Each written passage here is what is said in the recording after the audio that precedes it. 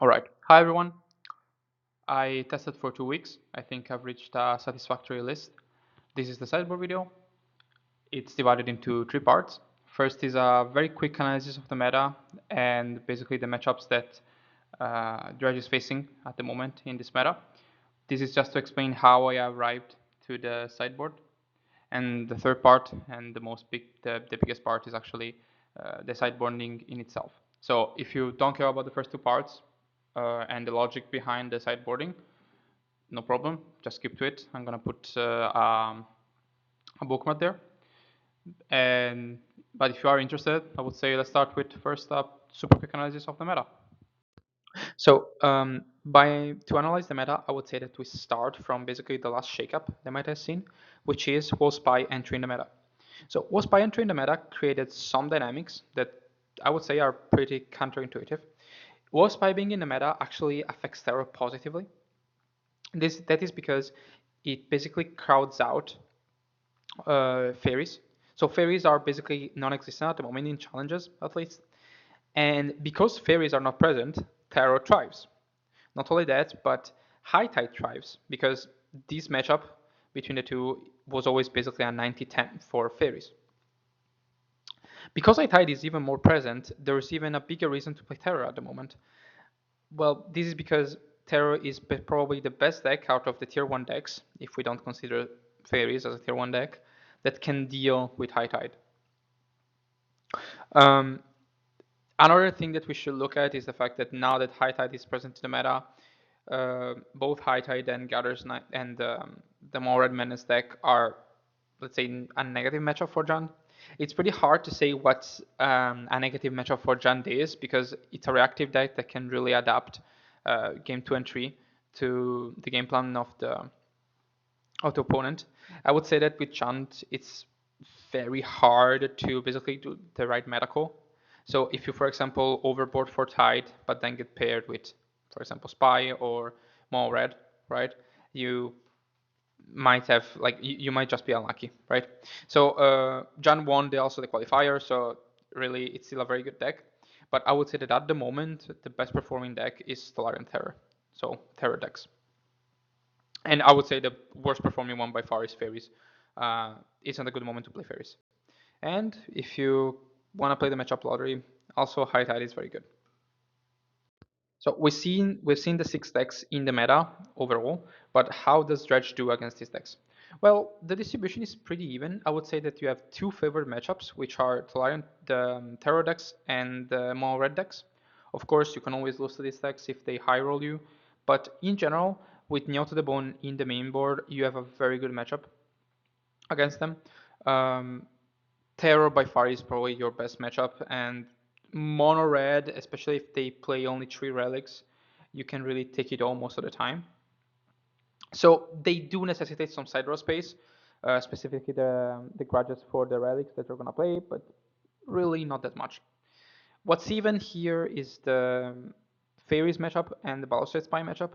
A lot of people have asked me if this matchup is negative. No, it isn't.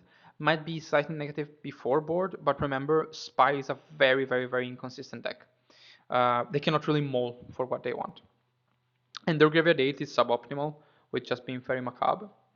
So this deck too, they necessitate some sideboard cards to be sideboarded, but not that much. 3 to 4 cards. Then we move to the, let's say, bad matchups for Dredge, which are Jund and Night Tide. And here we have to have a joint discussion. So while the Jund matchup is unfavored, but is not completely unwinnable, the High Tide matchup is basically unwinnable. They're too fast compared to you, and so I decided that the best way to do this is just to let go of this matchup. So against Jund, we have a lot of sideboard cards, 7 to 8. While against High Tide, you really don't sideboard anything, right? You really let go of this matchup. Why? Because even if you were to sideboard 7 to 8 cards against High Tide, the bang for your buck out of those cards, right? The efficiency of those cards in regards to the matchup is very low, right?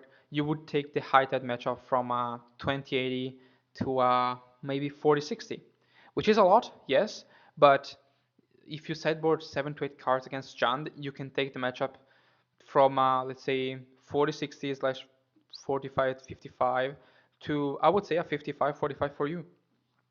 So yes, you are basically a buy to one of the best decks in the format, but this is favored. This is even, I would say, even slightly favored if you play it well, and this is unfavored, but might even be a little bit favored post board. So especially because if you really think about it, John is basically boarding cards against you already in the main board, which is the graveyard 8 pieces. So, um, is it a good time to play Dredge? I still think so. Like, out of the 6 most played decks, I would say that 5 are very much played, right? And you only have 2 unfavored matchups. The only thing is, you have to get over the fact that if you face High Tide, you're probably gonna lose, which is not really something that I like. For example, uh, in the last 2 weeks, I played 5 challenges, and I think I lost at least 3, let's say, win and ins against High Tide, which really hits hard, but it's okay. So regarding sideboard, you can see it's very, let's say, squared. So you've got only 3 instant grudges that you're gonna sideboard against red. Then you got like basically the Jund hate, and this will necessitate some more explanation later, but you're basically playing 8 exile-like effects for artifacts, in this case the bridges. And lastly, this is just for spy. You're playing 4 coffin purges, which basically is one of the worst cards spy can interact with, right? Because if they try to mesmeric fin this, you can just activate it and exile it, put it in your graveyard, and now they need to get the Fairy Macabre. You can have access to this very fast because you play 4 and you can just mill it. So I would say this sideboard really is ready for the, let's say, winners metagame. So as usual, a little bit of focus to like the card that is basically the odd one out. As usual, deglamer is basically our only option after the Mask Vandal to exile artifacts. In this case, it just shuffles them back in the deck. The pros are, well, basically you can Bones out Jund. Um, you can also eat stuff like Nihi Spellbomb or Refurbished Familiar, even Blood Fountain if you want. And with 8 pieces of hate, you are basically good to say this card like around 65% of the time without mulligans. The cons are the usual cons of a card like the Glamour. So non-flash break, non-creature, can even be duress. I don't know if Jan will keep the duresses in against you, but it's always possible. So with that being said, let's start with the sideboard guide. So Mono Yufei, you don't really sideboard in that much. You sideboard in just the Vandals. Vandals could even be played in 4.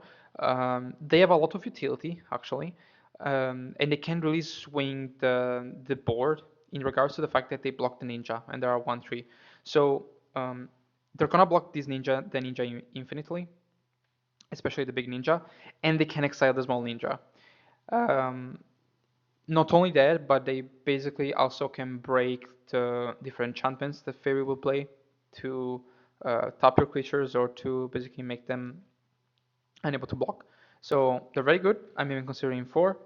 And in this case, you set out 1 giant because they don't even play Relic anymore, and to Circle of Druid because you rarely will get to basically add a land if you are not blocking a ninja. As usual, one big body. I would say that now you keep one big body to block ninjas slash fairies and one big body to attack. Um, you have less time to build up resources, but the only thing that I would advise you to do is just keep a hand with a lot of lands. We're gonna talk about it more in the, let's say, focus on video for fairies, but this is just it. I would say you can even take out another druid if you see that the opponent is playing a lot of bind the monsters slash unable to scream. So you take out 3 druids and 1 Lothar giant for 4 mask vandals. Against terror, you don't sideboard in anything because you don't need it. You're already favored, and that's it. Uh, fun that you're basically winning against probably the best deck of the format. Just be aware that they can eye roll you, and be wary of the Elbow Secrets, because usually that's how they win most games. So regarding Mono Red, because cool dot is not there anymore, you have a very easy time even now. Try to not board too much, right? 3 grudges are enough for the relics, even if they play 4. You take out 1 giant and 2 circles, and you keep in 3 grudges. This is the usual. You can also see the other video, but you want millers, you want Tiao. At some point, you can start swinging with an ant or a troll, and it's already enough. So against tide is basically, as I said, it's gonna be very hard. But in general, what you try to do is you try to have a turn 4 kill. Hopefully you won the dice roll. How you do it, in this case, to have a turn 4 kill, you always need one thing, which is either a Dread Returning End or a Kalni before turn 4. So you can play the Kalni on turn 1, you can play the Kalni on turn 3, but you're gonna need a Kalni because it's the 5th body that you can play in order to have 5 bodies on the board, and you can Dread Return twice.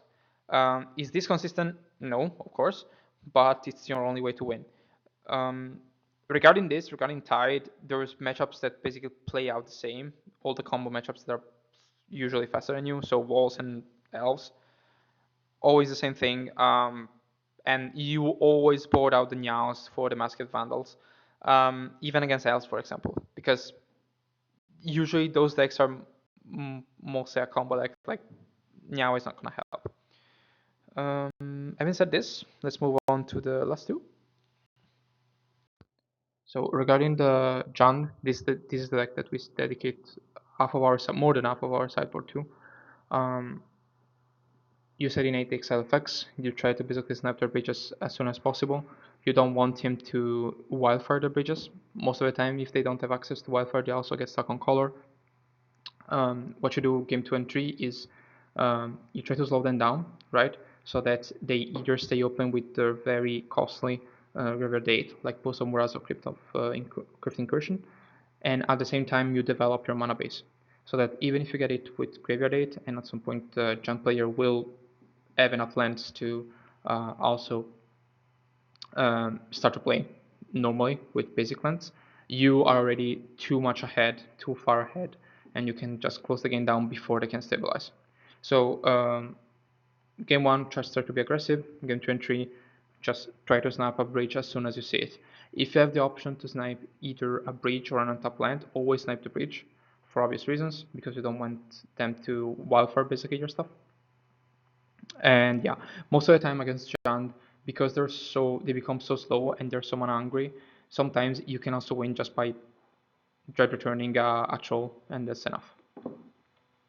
So this size says Affinity, but this basically is relevant, and you're gonna do this against any artifact-based strategy that is very greedy on the land base. I think that now you can consider decks like Affinity or decks like, for example, Mardu, or even just Ephemerate favored, right? And this is not really something that you should overlook when you look at this at the sideboard, because most of these decks, especially the ones that are playing white, tend to play Refurbished Familiar, right? And because of this, they tend to be, because of the white and Trap and Charm, and also in his Spellbones, for example, they sometimes are a negative matchup. Well, in this case, you basically completely obliterate them, right? And it is something that it's important, because also in the tier 2 and tier 3 category now with this sideboard, you are able to tackle some of your negative matchups.